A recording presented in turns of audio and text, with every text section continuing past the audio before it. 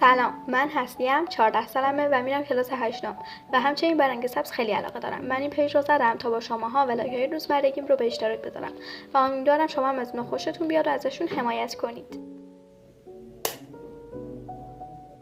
رسیدیم به 25 شهریور ماه.